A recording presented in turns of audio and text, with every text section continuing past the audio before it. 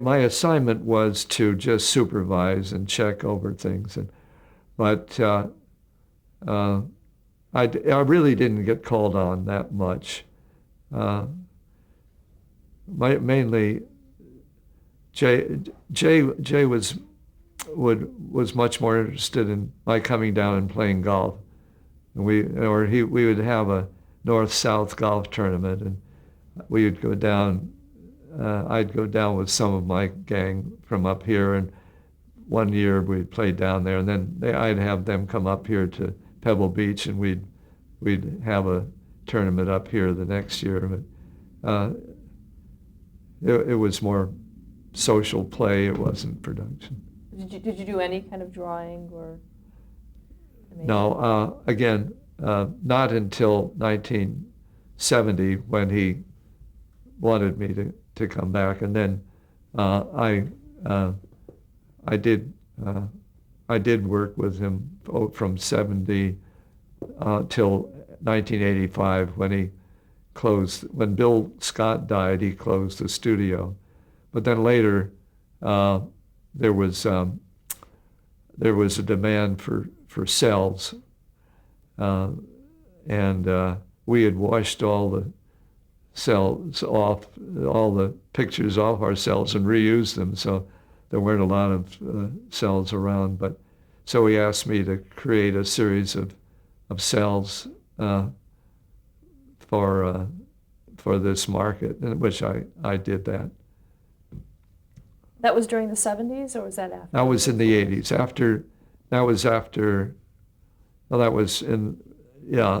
From about 85 on. Jay had closed the studio, but again, as I say, there was a demand for cells, and so until Jay, for about 2 or 3 years, I did a series of cells. Jay was. I did him until I discovered he was signing his name to him, and I really didn't feel that was right. How had your relationship with Jay changed over the years, or didn't? It never changed. We were still friends. I didn't know about until after his death, at his funeral, that I discovered that I wasn't still half owner of the characters, but.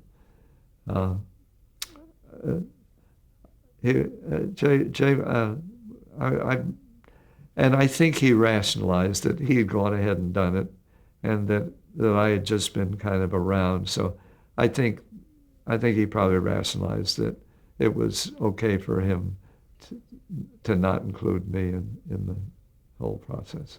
What do you think is Jay Ward's legacy?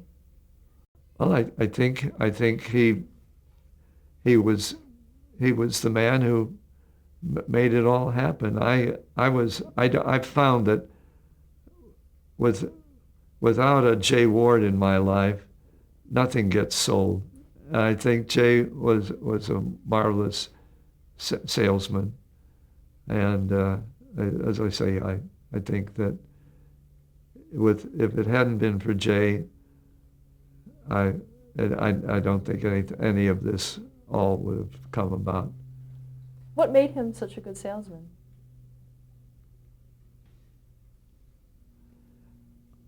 I think his ability to evaluate people, really good talent, and allow them to do their thing without intrusion. He inspired.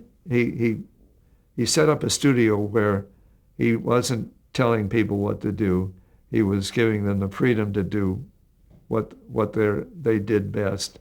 And so I think his talent was selecting really fine quality people. And I saw that with his real estate office too. He had Dave Carr, and then it went on, and then he always managed to find people that were quality people, and allow them to make their own decisions.